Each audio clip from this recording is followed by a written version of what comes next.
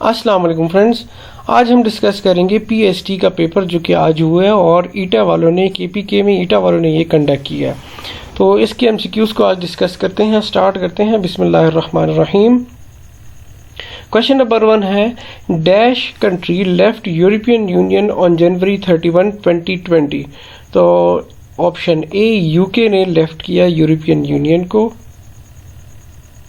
आपको पता ही होगा ब्रेग्जिट से के नाम से ये मशहूर है, यानी कि ब्रिटिश एग्जिट। ऐसी हरूफ नंबर 2 क्वेश्चन, ऐसी हरूफ जो जोश और खुशी और गम में बेइख्तियार ज़बान से निकलें क्या कहलाते हैं? हरूफ फिजाइया। Option D. थर्ड एमसीक्यू है, जिसकी लाठी उसकी भैंस का मतलब है, इसका मतलब होता है जिसके पास ताकत होती है उसकी मर्जी चलती है। Option C. जिसके पास ताकत होती है उसकी मर्जी चलती है।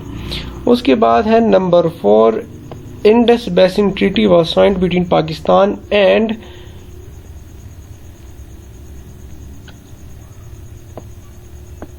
इंडिया।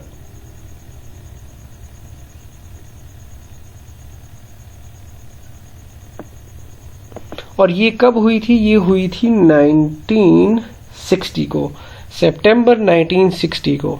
और ये कराई किसने थी? ये कराई थी वर्ल्ड बैंक ने।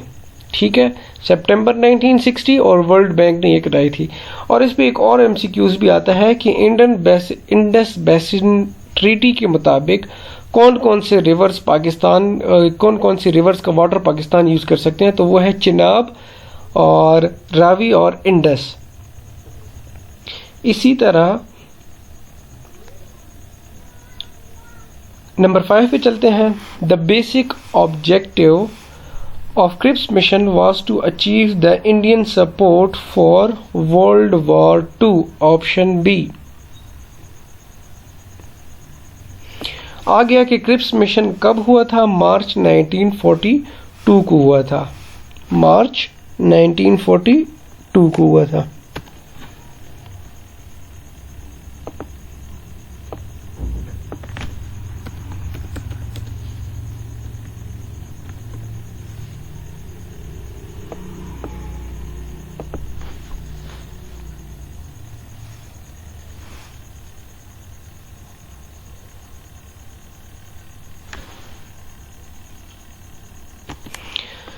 एक और एमसीक्यूज भी इस पे आ सकता है कि सर स्टैफर्ड क्रिप्स ने फार्मूला अनाउंस किया था cooperation between Muslim and Congress के लिए कब किया था? 30 मार्च 1942। बस इसके साथ आपने 30th लगाना है।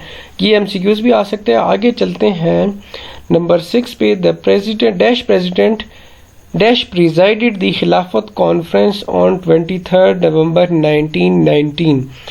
बहुत इंपॉर्टेंट एमसीक्यूज है, आपने याद रखना है कि मौलाना मोहम्मद अली जौहर ने प्रिजाइड किया था खिलाफत कॉन्फ्रेंस जो 1919 में हुआ था। अक्सर लोग गलत होते हैं कि एक और एमसीक्यू से कि ऑप्शन डी पे आप देख रहे हैं कि ए के फजलुल हक, इन्होंने भी खिलाफत मूवमेंट को लीड किया था, लेकिन ये 1920 में इन्होंने लीड किया था। जो मौलाना मोहम्मद अली जौहर है उन्होंने खिलाफत कॉन्फ्रेंस को प्रिजाइड किया था। उसके बाद है number 7, Sajid dash newspaper once a day. Sajid usually reads newspaper once a day.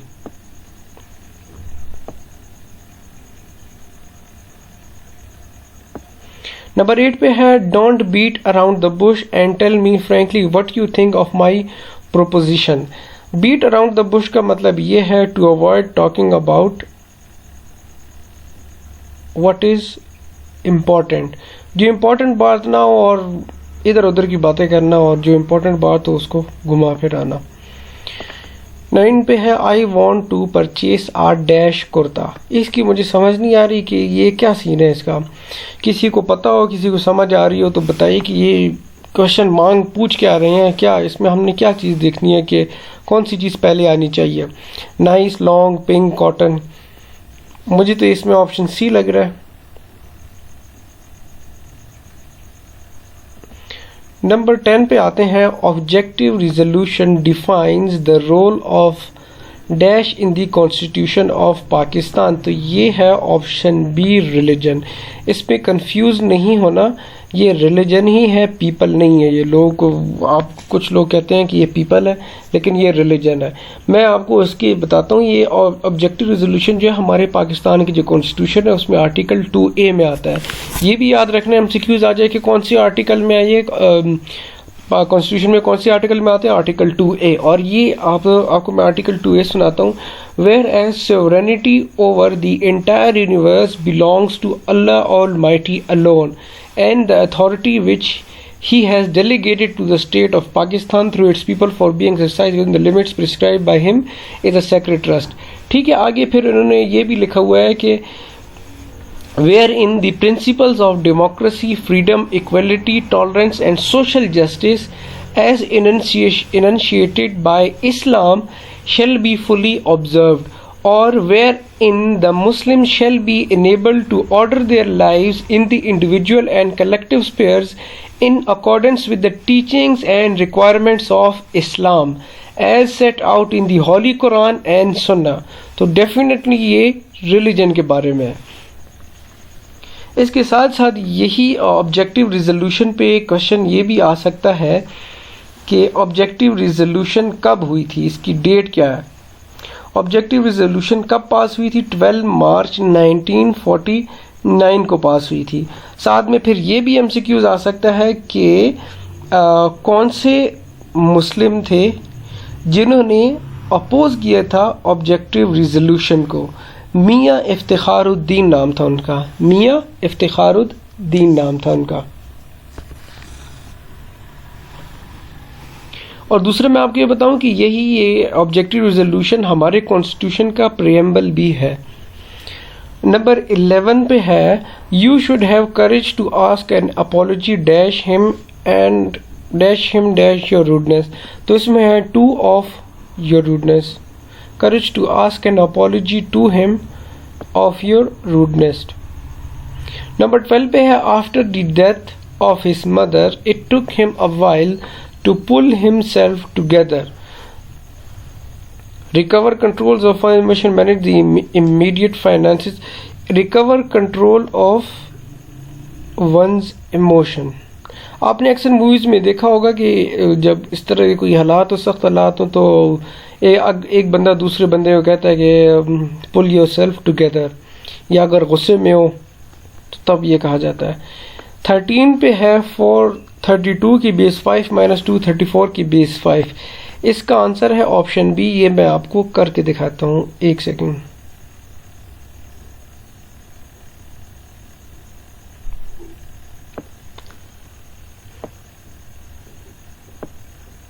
Fourteen पे आते हैं, log x minus 2 log y is equal to.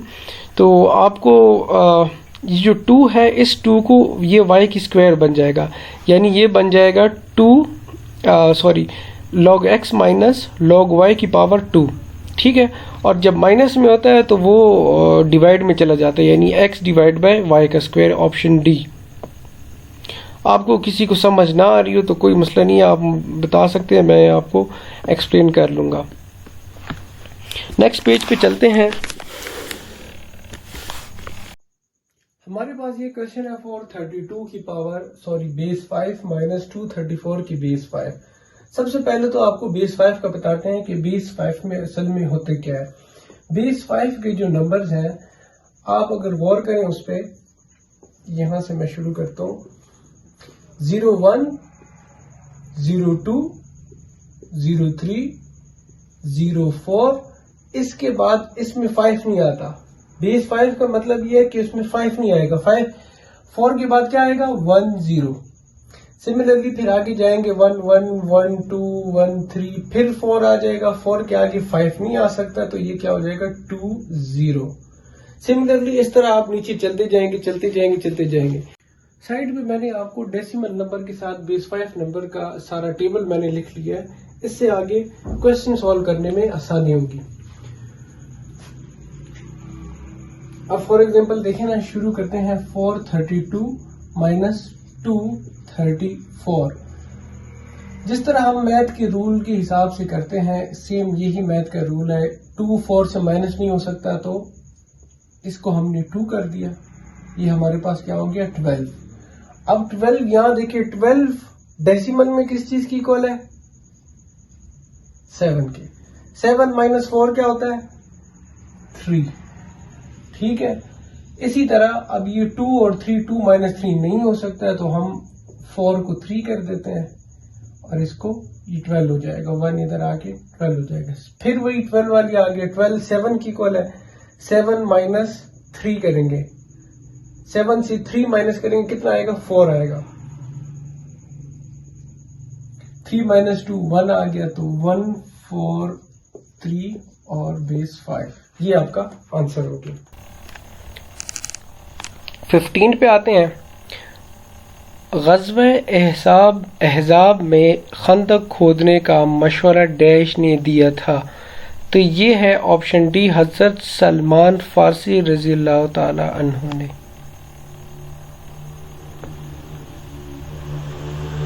Question number 16 है, किस ग़ज़वा में ख़वातीन ने अपने ज़ेवरात पेश किए थे? ग़ज़वे तबूक में। ऑप्शन सी।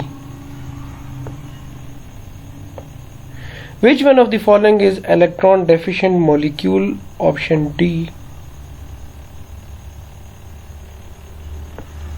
18 पे है, which of the following is not an inherited characteristics in animals? Eye color, hair color, skin color. Option C, communication skill.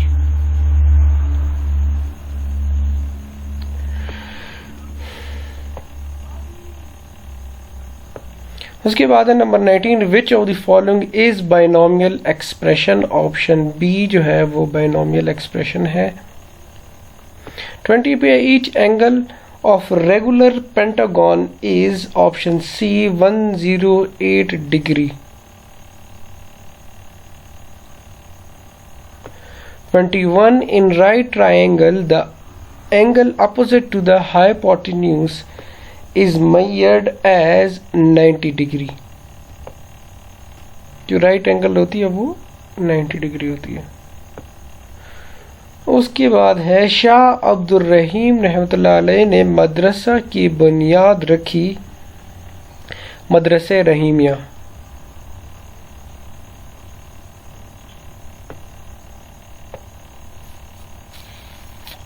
सुलह हुदैबिया में कुरैश की नुमाइंदगी किसने की?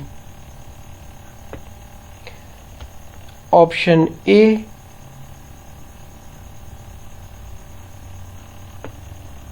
Suhail bin Amr. The packaging and processing of protein and lipids occurs in Golgi bodies. 25 पे आते हैं। Thalassemia is due to abnormal hemoglobin.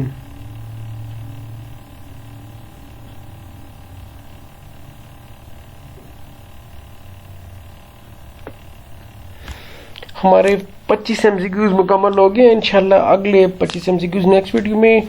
अपना ख्याल रखिएगा और best of luck for your exams. अल्लाह हाफिज़।